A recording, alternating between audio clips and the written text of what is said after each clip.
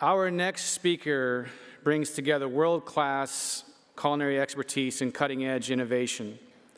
He holds the title of Certified Master Chef, the highest level of culinary certification in the United States, and was the 2013 U.S. representative for the Bocuse d'Or. Today, he's leading voice on how artificial intelligence is transforming professional kitchens, enhancing creativity, efficiency, and guest experience. Please welcome very dear friend, Rich Rosendale.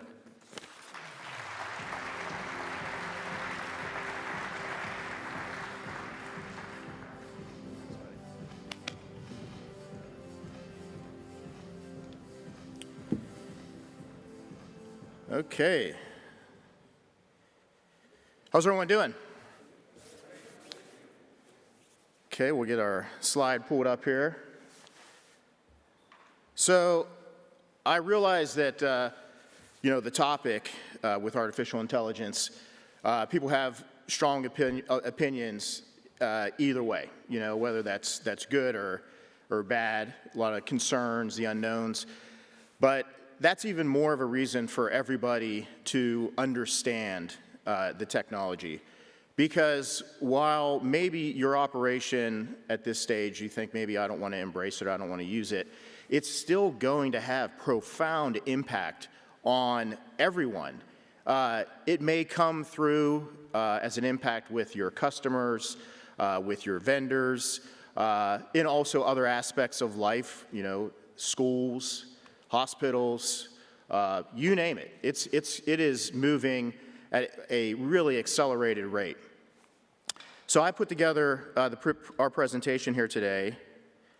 And first thing I wanted to kind of tell you is, why this matters. And what this really means is kind of giving you a bit of background as to, as Charles mentioned, I'm very much, I have a lot of culinary competition experience. I did the Bocuse d'Or, Culinary Olympics. What's this chef up here talking about, like with AI?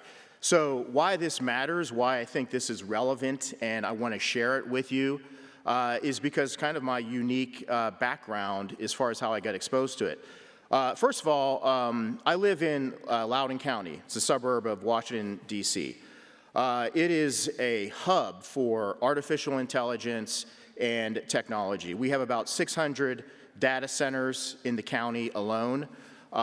We have many of our neighbors, many of my neighbors, like personal friends, work at big companies like Google and Amazon. A lot of them are like military, defense. So over the last several years, while I was maybe at a holiday party talking to someone about small talk, my she's at the party where they're talking like you always do.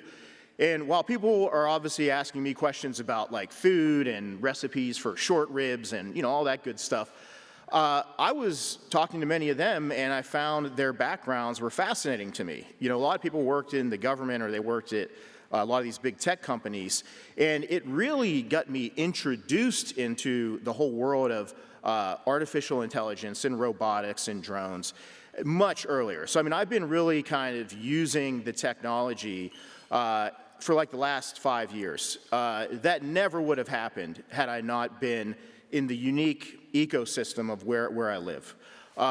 We did the first drone delivery in Northern Virginia for food. We did a partnership with Segway Robotics, and this is several years ago. But again, because of just where I live, I happened to get introduced to it very early on. One of my very good friends who actually helped and actually did a class with me that we do in the United States called the AI-Powered Executive Chef. He is actually the CFO and the lead in AI for Accenture, which is like the largest consulting company in the world. They're based out of Dublin, Ohio. They do about $70 billion in revenue a year. So he's, consulting with Fortune 500 companies. But anyway, he also happens to be a photographer and introduced me to a lot of the apps that with photography. So again, where I live really is kind of organically how I got introduced to it. The second point is also the fact that I'm not just giving you, hey, here's a presentation on artificial intelligence. I think some of this stuff will work. I just sold one of 2 restaurants that we've had for 10 years. Sold that last year. Own and operate 3 catering companies, primarily based in the Atlanta metro and Washington, D.C. Metro. We also do private and public cooking classes. We'll do about 175 classes across the U.S. and Canada in about 15 states. We do e-commerce. We do a lot of different things. So AI has helped me in the background in many of these things. In fact, I wouldn't be able to juggle all these different things had I not used the technology. I also have, 3 kids. I'm a busy father like everyone else. So I just wanted to kind of give you, that application of business and kind of that origin story, like, hey, where did this all kind of come from? So the first thing I wanted to share with you, I thought this would probably be the best, a really good example, because I know some of you might have some experience with AI, some of you have no idea where to start. So the way I set this up with these slides, I actually, for each slide, you can see the little icons if you want to take a picture, but I literally put the tools that you can use to do this particular item, and I did that for each one of the slides. So with this particular one I have set up, this is for setting up GPTs. I can't go super deep dive. I will tell you that if you said, hey, I really like this presentation that Rich did, and I want to get started with ChatGPT, you can literally go set up an account, a free account, and ask GPT to help you, continue the conversation, and it can help walk you through setting some of these up. But anyway, the way that I have this set up, and I'm going to give you a little case study, is rather than just using GPT, which is a large learning module, instead of just asking it a question and pulling something out, yeah, that's great, it can help you with like menus and all that stuff, but we really have taken it one step further. So the way that I have them set up, I have 3 different types. I have a business manager, we have tools, and we have agents. The agents can be connected to something so that they actually interact with a customer, believe it or not. The tools I use just for like one task. It only does this one thing over and over and over again. And then I have business managers. I'll give you a real quick example, the way that these are set up. Over here, I have all these various different ones. I have ones I use for personal, and then I also have business ones. To give you an example of setting up one of these GPTs, and instead of just calling it a name and not doing anything with it, you can configure them to put whatever knowledge or whatever resources that you want it to pull from. So for example, we have all these kitchens, and if I want, I can set up a GPT that might be the RC Culinary Lab Business Manager. That's like one of our kitchens that we do all of our commissary out of. Things that I would put in it would be like all of the owner manuals for all of the equipment. I might put the cleaning schedule. I might put pictures of the lab, the way I want it to look all the time. And basically, when I ask it a question, it's going to reference all of that. As an example, let's go and edit this one here. We're going to go into configure. This is one that's set up called ROP, Service for Safety Manager. It's kind of dry subject matter. It's a HACCP plan for reduced oxygen packaging, kind of like sous vide product.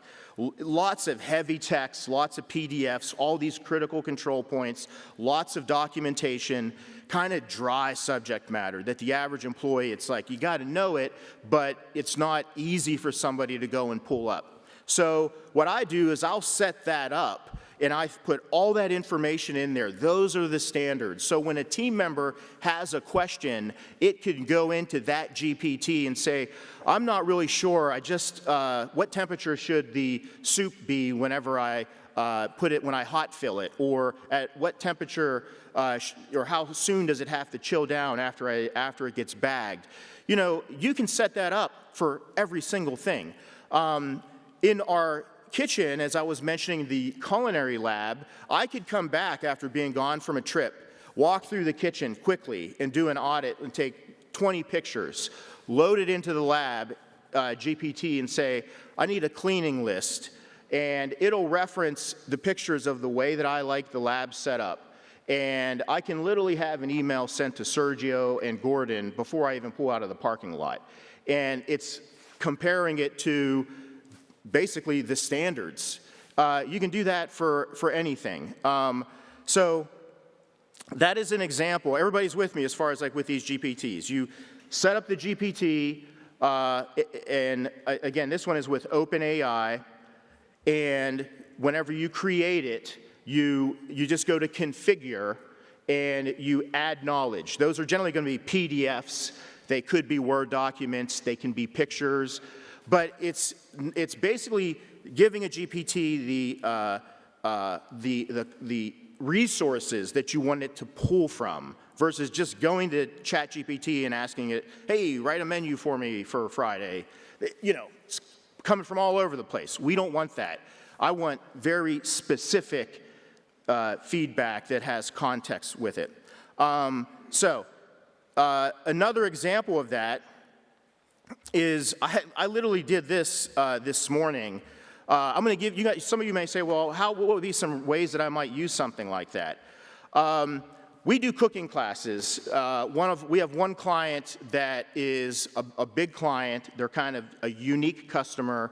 We train every single one of their employees goes through like 3 days of culinary training with us. So this is another platform. This is Claude. Claude is another similar to OpenAI, but what I did is I told it, like, hey, I have this one customer. They're a really good customer. I'd like to get 6 more of them. Would be great. So I give it all the information about that customer, about the services that we offer, and I say, hey, put together a sales plan for me for over the next 6 months of where I might be able to get 6 more of those customers. So what it did is it put together a slide deck, and let me just kind of find one of my, so anyway, it put this slide deck together, and I said, the example that it gave to me, this pitch deck that I might send to a new potential customer, I thought it looked a little bit off-brand, so I said, you know what, hey, here's our website, use this as far as, what the slide deck should look like. So literally, Claude will go to your website, run through it. Here's the font Rich is using. Here's the colors, the PMS of the colors and all this, and make your font match your brand DNA, your company. But then I take it a step further, and I say, hey, put together some of the contacts of some of these places that I might want to find. So what it will do is scrape the internet for every possible contact of the relevant potential new customers that you're looking for, and that's what it did. I can go into, and it, by the way, it did it in just a couple of minutes. Now you may say, well, how can I use that in my own operation? Okay, let's just say that you're a small catering company and you just hired a new salesperson, but they don't have a lot of experience. You can say, okay, Mark, this is our best customer. Go find 10 more of these. Well, that's kind of giving Mark some direction, but what if you gave Mark a powerful tool that said, here's a sales plan that we set up with Claude that actually has 10, and here's the contact, and here's an opening letter, and how to approach them. Wow, you now mobilized Mark to go out and execute a sales plan with direction. So those are some examples of how you can do that. Another one is, you can be able to set up with some of these GPTs. You saw I had the agent that was set up. The agent, you can actually set them up with what's known as triggering software, where if this happens, that happens. So what that means is, like, let's just say a customer orders something on your store, and they get home, they get an email from one of these, or a text from whenever they place the order. It comes from one of these GPTs. Comes to the text, oh, how was your order, Mrs. Smith? I hope you had a wonderful time? Was everything to your liking? Maybe Mrs. Smith is upset because the potato salad was really salty. And she complains back, whatever. The GPT is set up to be able to, with the parameters, take care of that. Don't worry, Mrs. Smith, we're so sorry. We're going to take that off of your bill. It also sends an email to the manager. So what has that done? Okay, yeah, it's taking care of Mrs. Smith. She's happy now maybe that that's been addressed. But you literally intercepted a bad review that would have ended up on Google or whatever review system that you have, and the manager's been notified to get rid of that entire tub of potato salad that maybe was over seasoned that would have went to 20 more customers. So it's thinking about a system in a different way than maybe the way we've done things in the past. This is an example of using AI with creativity. We literally, whenever I set up like a new restaurant, this is a restaurant that we opened up just a few years ago, Skull Brewery, and I used a lot of AI. You know, I created once myself and the general manager, the investors determined, like, here's the objective, this is what we want to do. I created GPT that says, that understands the DNA of what the business model is, what the mood board is, and it helps me put together pictures, recipes. Now, what I don't do is I don't just say, here, do all the pictures, do the menu, do the recipes. I'm very engaged in using this as a tool. But what that helps and what it accelerates is that our team, I can say, JC, this is the picture of the menu. And by the way, the pictures that you can create, you literally can, and again, I have the tools that are used. All three of these pictures are AI. Actually, the third one is not AI. That's a real picture of the restaurant. These first two are AI generated. But we still did a photo shoot. And I'm going to tell you, if you put the photos next to each other, you really can't even tell which one's the AI generated and what was the actual photo shoot. Well, you say, well, why would you do that? Because it gets our entire team on the same page. And it helps us get a vision of what is this going to feel like, what's it going to look like. And JC's like, I know exactly what Chef's talking about. It's right here. So I use Midjourney and OpenAI to help create the prompts to make the pictures on Midjourney. But with the pictures and images, do you realize you can literally select the type of camera, the aperture of the camera, whether it's natural daylight or whatever. That's how granular and accurate you can get with the type of picture that you're creating. Again, a tool, not to replace, but rather to amplify what I'm able to do. Hands-free in the kitchen. First day I was wearing this in the kitchen, everybody just like, oh my God, here he's got another, gadget, whatever. But this is a Meta glasses. I use this for recipe creation.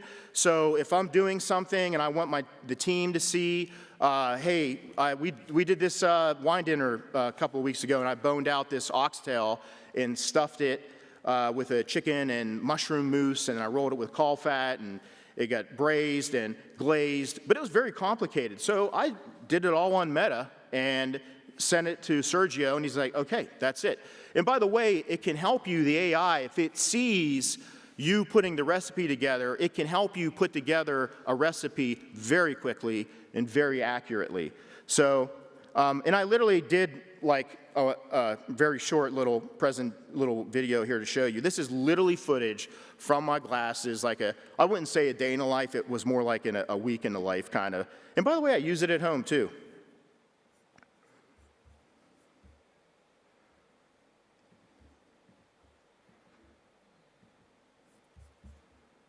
Save that, I like. Hey Meta, save that, I like how that looks.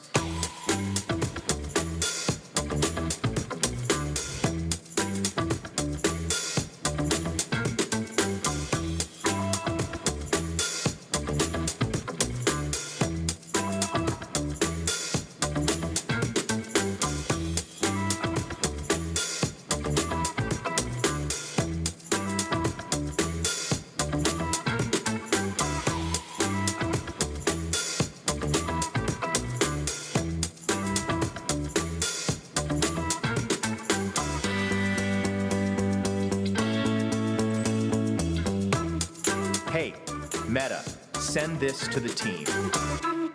So you can see, using it, how a lot of stuff that you can kind of capture and catch.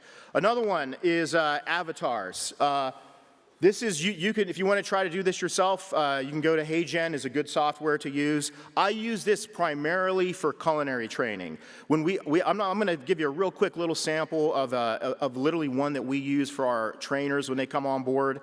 And it's just a little video, and we have this whole series of them that we use for training for everybody.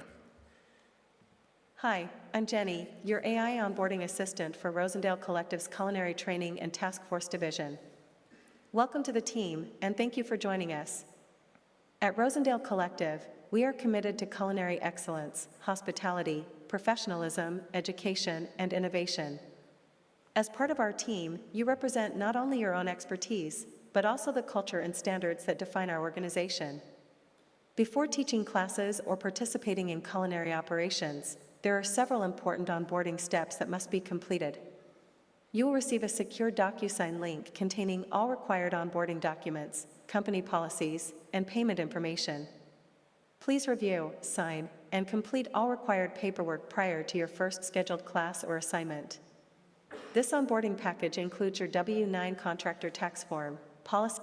Okay, in the interest of time, just so I can get through everything, that gives you enough of a taste. You know, it's pretty accurate. And by the way, we tell the team, you know, whenever she presents, it's like, hey, this is, you know, I'm Jenny, I'm an AI specializing in, so everybody's gets pretty used to seeing these as like training modules. Another one, think of this. By the way, this is just showing you this can be done. You don't have to have a massive company to do this.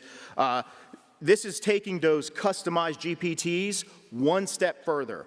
You can use Playground, OpenAI Playground and 11 Labs, and we integrated this on our website, but I really want to build on this so that I can have SOPs and our team can literally go and talk to one. I'm going to give you an example of this, and this one is on our website. Hey there, I'm Chef Rosendale. What's cooking in your kitchen today, or are you in need of some culinary inspiration? Okay, so I want to cook short ribs, sous vide. What time and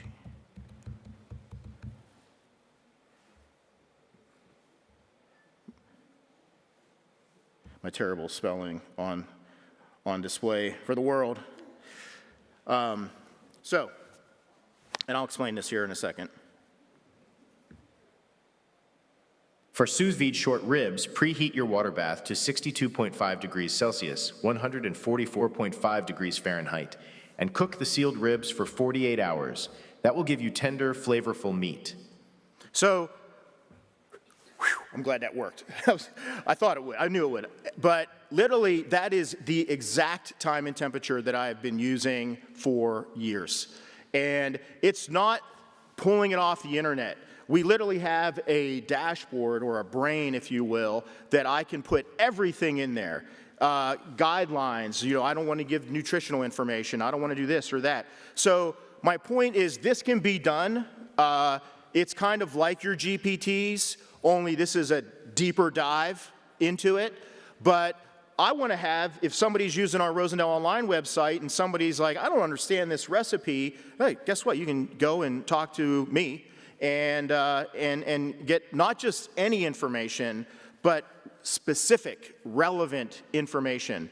And that is a quick example. Again, 11 Labs. If you don't like the voice, or you want to do it in a different language, whatever, you can go to 11 Labs and change whatever you want. 11 Labs specializes in voice. In our kitchen, we also use some really high-tech equipment in the culinary lab. This is one of the videos. This piece of equipment is from Unox.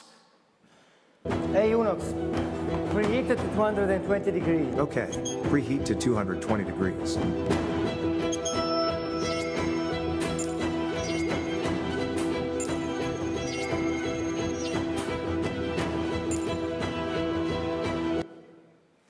So that, again, just gives you a little taste, but These ovens have AI integrated in the interface. So after you cook something, it can ask you a question as far as, did you like the outcome?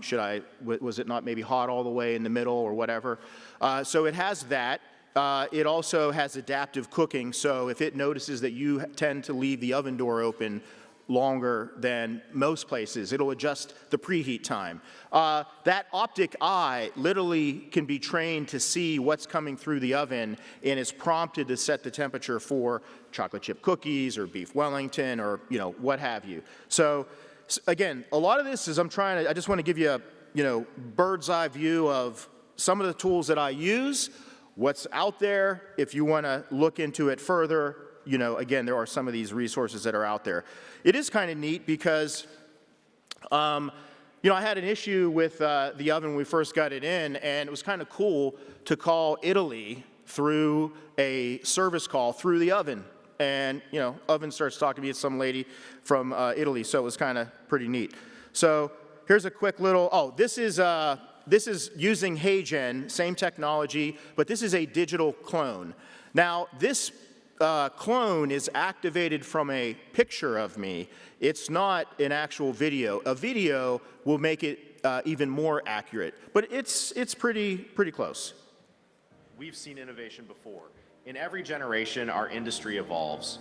New equipment, new systems, new ways to operate, but this moment is different.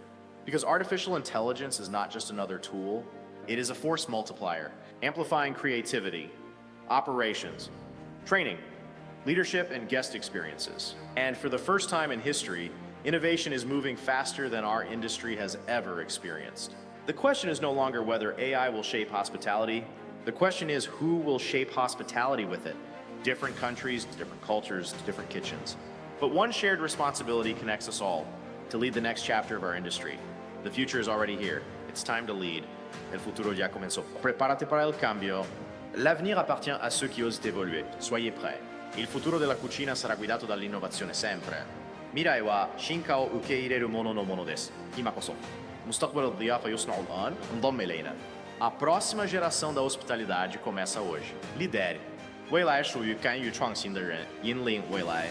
The companies that lean into this moment early will not simply keep up, they will lead. The next chapter begins now. So that's all. You now have the ability to create an entire video over a single prompt, one-line prompt. There are so many more tools I could show you, but I try to do a little handful of some things and also to leave a little bit of time here toward the end. But I wanted, before we kind of get here toward the end, I did want to kind of leave a little bit of time to be able to talk about this kind of at the end, and that is the fact that, one of my mentors was Peter Timmons, and he was I grew up in classical kitchens, cooking in the traditional French brigade. I've spent time in France, in Italy, Norway, South America. I've been all over the place, and I spent a lot of time with a lot of classical chefs. And one of my mentors, Chef Timmons, he used to reference Escoffier, and he would talk to me about many of the dishes at the time, because a lot of the cooks, couldn't really read and write. The way you would remember a recipe was generally it would be named after a famous event or a famous person. One you kind of think of is chicken marengo, which was I believe that was from a battle with one of Napoleon's soldiers, went out, and that was the dish was basically what he found on the battlefield. It was what was available. And, my point is, in, your mind's eye, you think about the tools that people had at that time, and that there are dishes that have still remained timeless. And here we are today. And we now have a tool that has never been here before. It's never been in front of us. And there is a lot of, it's a little scary too at the same time. But, I tell young people, not even young people, really anybody that had, in their mind's eye, there's something they want to accomplish. I kind of just thought what might be a closing comment might be. And I think that, to create something that has never been done before with tools that have never existed before, because that's really where we are at. It's exciting, it's a little scary, But I will say that in all of the careers that are out there, you will be impacted. It may be coming through the door through your customers or your vendors. But I do think that cooking and nurturing people through food, I think there's a primitive connection with food and fire and cooking that really you just can't replace it. It's just not the same. So I feel like we kind of have a secret weapon against this, I do want to share all of this with many people because I view all of you as friends and colleagues. So I don't want to see people get left behind in what we're going through. But I think knowing about it can really give you a competitive edge and prepare you for it so that you can make the best decisions as you kind of navigate through what's really, a very, very different time for all of us. But anyway, and also I always tell people in our plating classes and cooking classes that we do that, you don't have to change right away, In fact, really, all the things that you all do already is exactly why you're successful. You don't want to change that. But can AI amplify? Can it amplify what you already do so that you can do it better? And instead of changing, just evolve. You're all in a different place. So, I think that's the one thing we can all take away from it. I did put up here, just in closing, trust me, I could continue to talk, but I don't want to. I really enjoyed all of the speakers this morning. It was very inspiring, and I love learning as well. I did put a little QR code here. You can go to the site there, put in World Chef. You'll get for a free download of some business prompts. I put my contact. Please feel free to reach out. I want to thank being here in Wells has been wonderful. Thank you for all the hospitality and for the World Chef organization for inviting me. It was a pleasure spending time with all of you today. Thank you, Rich. Richard, if you can hang on a second, I'm going to take maybe one or two questions, maybe from the board or anybody in the audience. But one question, Rich, you mentioned putting in equipment manuals. How do you input that kind of information? So whenever you go, first of all, you can, if you have a GPT account, you can ask GPT, say, hey, listen, just learning how to do this. But when you go at little plus sign, create a GPT, and then there's going to be a split screen that's going to say configure. You go to configure, and you add as an attachment the owner manuals, it might be the menus, it can be anything. It could also be family-related stuff, school stuff. We set them up for our kids trying to get ready for an interview, a mock interview, whatever. So. Great. One quick question from the audience. One? All right, everybody's being shy. By the way, when Rich was doing the presentation, I started 3 new companies. But anyway, Rich, thank you so much. Appreciate you. Thanks, Ray. Here, hang on a second. Let me take this out. Yeah, go ahead. And I'm going to, you hang on to that. Rich, if I can get a photo off.